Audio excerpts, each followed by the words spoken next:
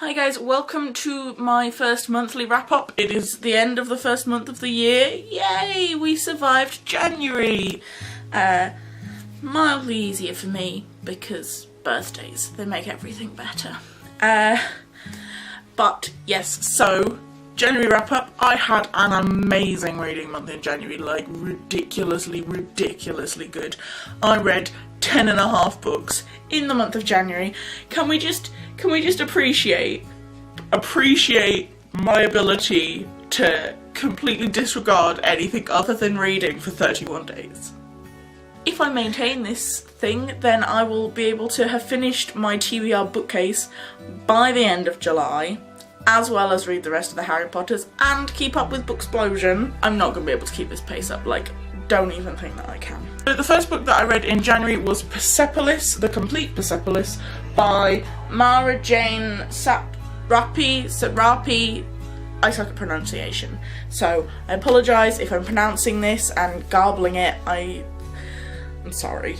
Persepolis is a graphic memoir of this girl growing up in Iran and her life, primarily kind of from about 8 or 9 onwards to about 24, and how what was happening in Iran was affecting her even when she wasn't there. It was very interesting, but I felt the arc wasn't as arc-lical. That's not a word.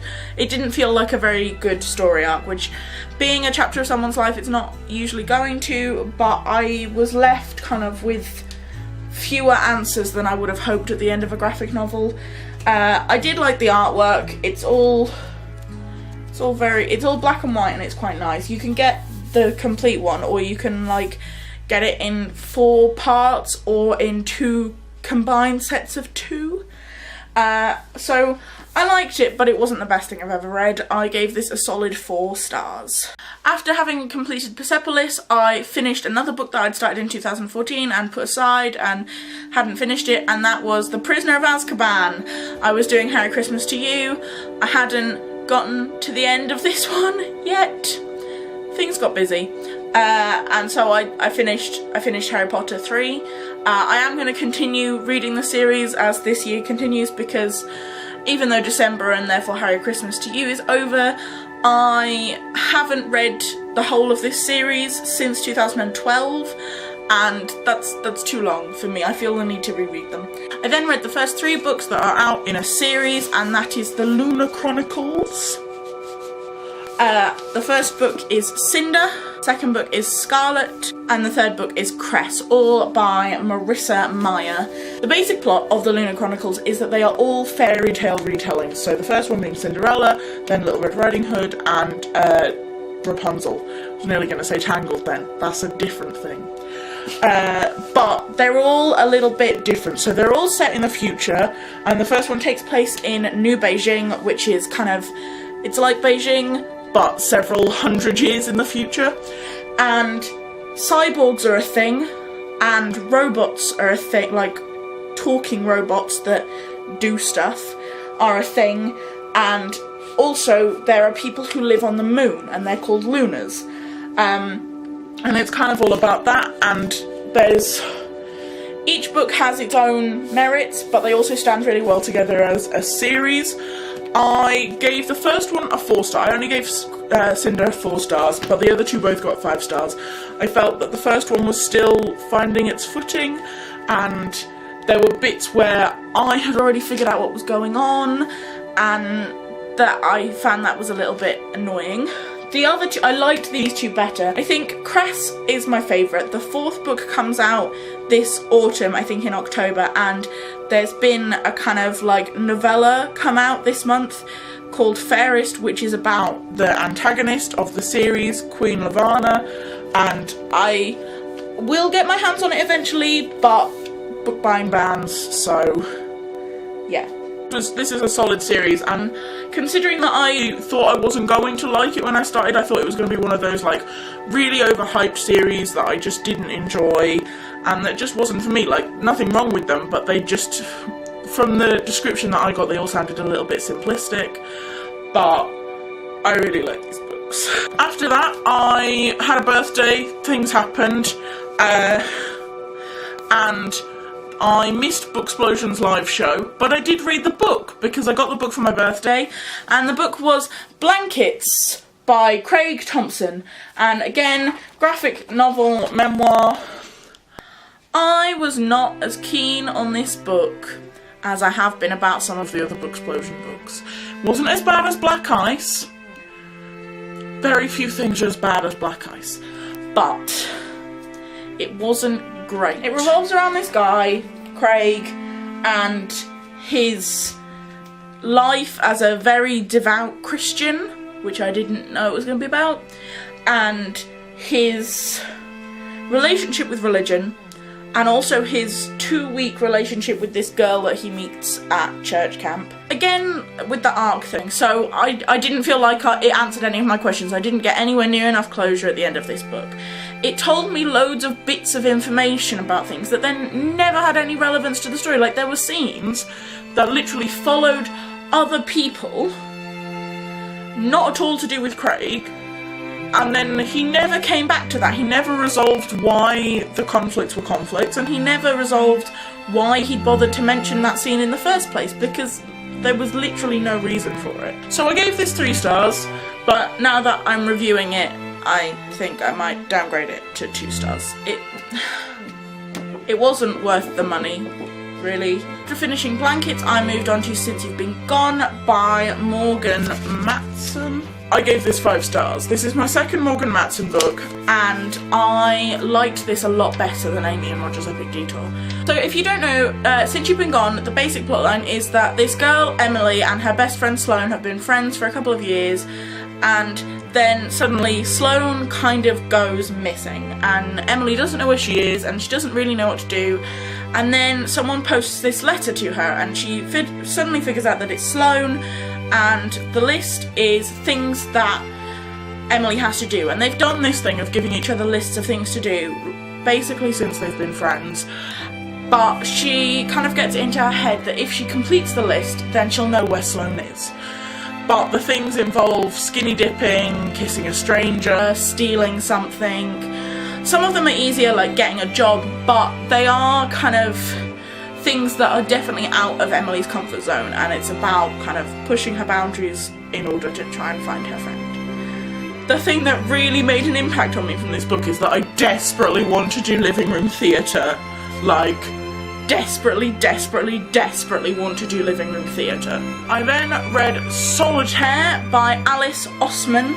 This is a young British author. She's like 20, I think. Solitaire is a little bit weird.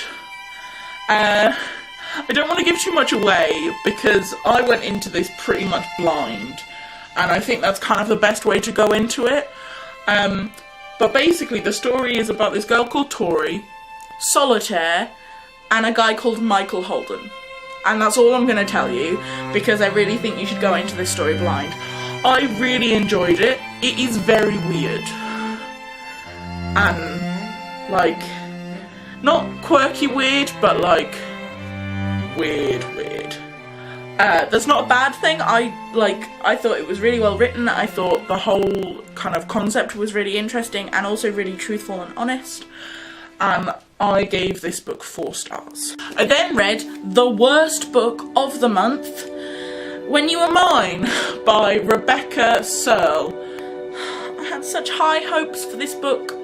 This book is basically a retelling of Romeo and Juliet from the perspective of Rosaline, and it's set present day in America. I really didn't like this book. I really like Rosaline as a character. I think she's a really interesting concept, especially because you never actually meet her in the Shakespeare play. But this was poorly written, badly constructed.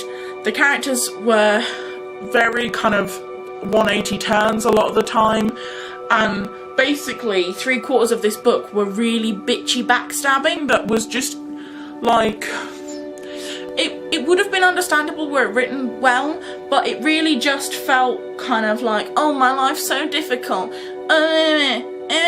she's so pretty, that evil slut, and I'm just like, whoa, first off, you don't know who she slept with, if she slept with anybody, that's none of your business. Second, Who the fuck said you could call anybody a slut? That's really horrible. Oh, it was so badly written. Like, the concept of time for this author just didn't seem to exist. Like, the beginning of a scene, the start of a page, would say, we have half an hour until we have to leave. And then a paragraph later, when they'd done literally nothing but drink some sparkling water, and then they'd be like, oh, we're nearly late for I'm like, that's not half an hour. That isn't half an hour, and you need to understand concepts of time better. Like, they'd walk into a room and then leave immediately, and just, oh, it was so bad. It was so bad. I gave this 1 star. It wasn't as bad as Black Ice, or as bad as Hate List, but it was close. It was close. So, first 1 star of the year. Yay! The last full book that I finished in January was another retelling of Romeo and Juliet, but this one was much, much better, and that was Prince of Shadows by Rachel Caine. I really like Rachel Caine. She wrote the Morganville Vampires books and the Weather Wardens books, and I think this is the first of her standalone books that I've read. I really liked this. This was set kind of actually in Romeo and Juliet, so it wasn't a retelling so much as just a different perspective, and this kind of revolves around Benvolio more than Rosaline, but Rosaline does play a really kind of central character in this version. I really liked this. It was really well written. Like, it was in plain English for most of it, but the Shakespeare lines were written in Shakespearean, and the transition between the two wasn't seamless, because that's really difficult, but it was pretty close. And I really liked this plotline a lot more. I thought it was a much more interesting take on why Romeo and Juliet happens the way it happens, and it also looks at kind of the flaws of the story as well. And like, the criticisms that Romeo and Juliet always have is like, he was 18, she was 14, and they got married and had sex within 3 days. And, like, that's always a little bit sketchy, and kind of, they were complete enemies, and they just had this love at first sight thing, which is a bit odd.